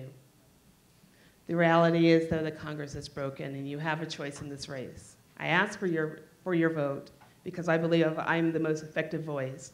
I have proven it in the General Assembly. I've been able to reach across the aisle and get things done, but at the same time stand up for our strong democratic principles. So I thank everyone for being here tonight. Thank you. I'm Mark Levine. If you haven't figured it out already, I'm not a conventional politician. I have very strong beliefs. I defend my beliefs. I don't have to look at polls to know my beliefs. And I'm not someone who's going to change my beliefs from day to day or year to year based on whatever office I'm running for. I'm someone who firmly believes that we need to prevent injustice wherever it occurs. And I realize sometimes practically we can and sometimes practically we can't. And it starts right here at home. It starts with people who are not getting a fair chance in America, people who struggle and work every day and work harder and harder or falling farther behind. But I don't quit. And I fight some battles that people say are tough to fight. I will continue the fight, yes, for universal care. I don't think the Affordable Care Act is good enough. I want to fight to punish polluters personally and make them pay personally for the damage they cause to our air and rivers. But at the end of the day, I want to fight for you. And I want you to believe that we can win these fights and not give up with half measures. Dare to dream. Vote Mark Levine. Thank you. Thank you, George Mason University, and thank you, Julie. Again, I'm Adam Eben, and I ask for your vote on June 10th. Tonight, you've heard from an assortment of candidates, and we agree on most all the issues. From raising the minimum wage to protecting a woman's right to choose, to expanding access to higher education, and to climate change. With candidates using similar slogans like aggressive progressive, proven principled progressive, even a progressive warrior, remember, just vote for the liberal. Over the last 10 years, we have done things together that no one thought possible. We saw that more votes are counted, we made the air cleaner, and protected battered women and children. If you stand with me on June 10th, I will stand with you, and there is no telling how much more we can accomplish together. Thank you all for coming. It's an honor to be here tonight. Thank you, Julie, for hosting. I spent a lot of time on the campaign trail, and I have yet to meet somebody that doesn't agree with me when I talk about how we can increase American soft power and actually increase national security. Is there anyone here in this room that doesn't think that we could double the Peace Corps budget and sacrifice perhaps 2 out of our 2,443 F-35s and be better off for it? I'll keep American hard power the strongest in the world, but let's better realize the shock and awe and greatness in American soft power. It is without limits, and we need to foster it better. Thank you very much. Hello, I'm an American and Virginian and a proud resident of Northern Virginia for over 30 years. I have the unique experience of being an immigrant, being a self-made man, and being an engineer, not a career politician. I want to empower the voice of the people and bring the power back to you. Let's invest in education. Let's invest in the health of our people. Let's invest in the school safety. Let's invest in the infrastructure and job creation. Let's invest in renewable energy. Let's invest in American products and services. Let's bring all of us into the process of economic recovery and progress. I want to take my pragmatic approach to getting things done in Washington. I think it's time we bring the power back to the people, invest in America, and get Congress moving. With your help, we can get it done, and I ask for your vote on June 10th. Thank you. We have a unique opportunity to have more diverse representation in our district. I want to listen to you, engage you, and put our progressive values into action. I'm tough, I'm a fighter, but I'm a coalition builder and a collaborator. I'll work with Democrats, Republicans, and independents to stop the dysfunction in our Congress. I want the 8th District to have great schools, economic stability, and opportunities for all. I'll fight for women, working families, federal employees, and our seniors. I promise to protect a woman's right to make our own health care decisions, to fight for equal pay and a living wage. Arlington, Alexandria, Falls Church, Fairfax, the districts of Drainsville, Lee, Mason, and Mount Vernon. I want to represent you in Congress. I've been getting real things done in the community. Now I want to go to Congress with your help and get real things done. Thank you, Julie, and thank you all for your patience and good humor tonight. We have 10 good people running for this office, and I respect them all. But we do bring different strengths to this race. I served as Lieutenant Governor of Virginia for 8 years, where I worked to bring real change to the families living in poverty, of those with disabilities, and of the victims of sexual assault. I've grown a business here in Northern Virginia for 40 years, created jobs, taken good care of customers, and invested deeply in our community. President Obama asked me to lead the transition team at the Department of Commerce, and I served as his ambassador in Switzerland for 4 years. This is what I bring: proven experience, tested leadership, and a lifelong commitment to serving others. I ask for your vote on June 10th. Thank you. Well, I thank everyone who came out tonight. Julie, I want to thank you for moderating this evening. I'm a former congressional staffer. I'm a healthcare attorney. I'm the founder of the Virginia Progressive Caucus, legislator representing Arlington for the last 5 years. I'm running for the same reason that I ran to be a delegate, is to be the voice for the people that don't have a voice, or the people that are downtrodden. There are so many people out there in the 8th District that are hurting. I deliberately go knocking on doors to talk to people in the poorest parts of the 8th District, talking to someone who has been unemployed since 2009, someone who's been on disability who makes $1,260 a month on SSI and has only received $20 increase over the last 4 years. Meanwhile, cost of utilities, gas, groceries are all going up. This is their real world. We need someone that's going to fight every single day for them, for the lower income, to bring them up in the middle class. I ask you to pass the torch to a new generation of progressive leadership. Please join me to be their voice on June the 10th. Well, thank you, Julie, and thank all of you for being here tonight. And, you know, yesterday, 3 times, I heard someone say, constituent service, mayor for city, Alexandria is its mayor, and for the fact that the person had a lot of experience. And I said, oh, they must be talking about me. But no, they were actually talking about Jim Moran. And so I stand among all my colleagues here wanting the Jim's job simply because I have the proven leadership, the experience, I have the track record to get the job done. I'm a workaholic, I have the passion, I'm accessible. Folks come to me all the time about their issues, and I love it. And I want to continue to what I have done is on the local level, to take it on Capitol Hill, to be that team player, to work hard, to make a difference, to make certain that we continue to work together to make sure that we beat the odds and that no one is left behind. Thank you very much. I ask for your vote on June 10th. All right, looks like I get the last word here. I want to thank Julie, George Mason University, but more importantly, I want to thank Jim Moran for his decades of service to this district. I'm a Virginia Tech professor, but more importantly, I'm a parent with 2 young children and a husband who cares deeply about our country. We need to take practical steps to ensure a better future for our children. As I've discussed, we need to refresh the American dream and restore the faith in our government by stabilizing the housing market and producing equitable growth. While there are many great candidates before you tonight, I am the only one with federal government and academic experience. This unique combination might be what we need to bring our country forward. Again, my name is Derek Hyra, and I would be honored to have your support on June 10th. I want to thank all of you for being here, and I want to continue the dialogue over this next month with each and every one of you. Thank you. And I will take the very last word. Thanks to all the candidates for being here tonight. On behalf of George Mason's School of Public Policy and the State and Local Government Leadership Center, thanks for being such an attentive audience. Thank you to everybody watching on live stream. Safe travels home to everyone, and I'll cue that pen-up applause now for all the candidates.